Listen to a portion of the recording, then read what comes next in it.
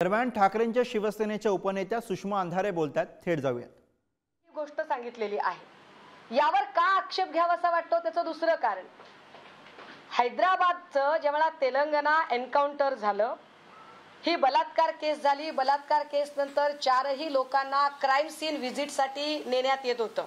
हे फार विशेष आहे। याही प्रकरणात आरोपीला क्राइम सीन व्हिजिट आहे आणि हैदराबादच्या प्रकरणातही आरोपीची क्राइम सीन व्हिजिट आहे। नेमक्या क्राइम सीन व्हिजिटच्या वेळेलाच त्यांचा एन्काउंटर होतो, सेल्फ प्रोटेक्शनचा बनाव केला जातो।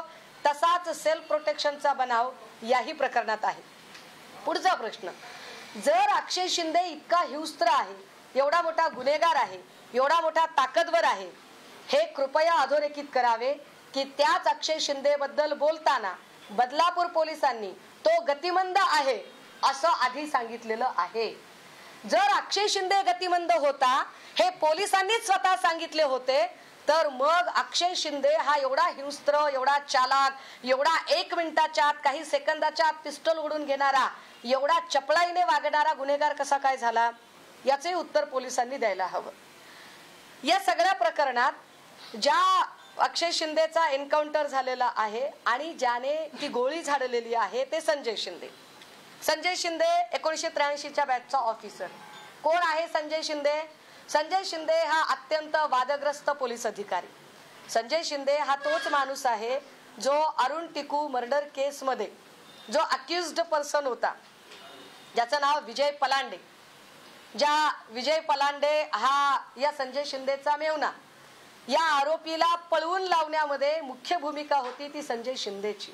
अशा अनेक प्रकरणामध्ये, एन्काउंटर प्रकरणात तो वादग्रस्त आहे, कारण तो प्रदीप शर्माचाही काही काळ साथीदार राहिलेला आहे। म्हणजे याला याच्यासाठी वापरलाच जात होता असं म्हणायला पुरेसा वाव आहे। या संजय शिंदेला ज्याने विजय पलांडे केस मध्ये विजय पलांडेला फरार होण्याला मदत केली होती, तो सस्पेंड होता। मला वाटते त्यावेळेला के सुब्रमण्यम डीजी वगैरे होते, नंतर दयाळ साहेब आले।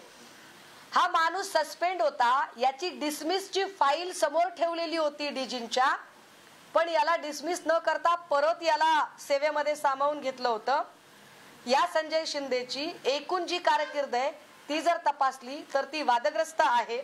मी पुन्हा परत मी तेलंगणा प्रकरणाकडे जाईल।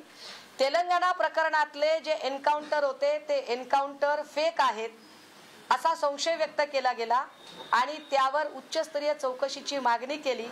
त्यानुसार त्रिसदस्यीय समिती नेमली होती। सिरपुरकर समितीने आपला अहवाल कोरोना नंतर सादर केला।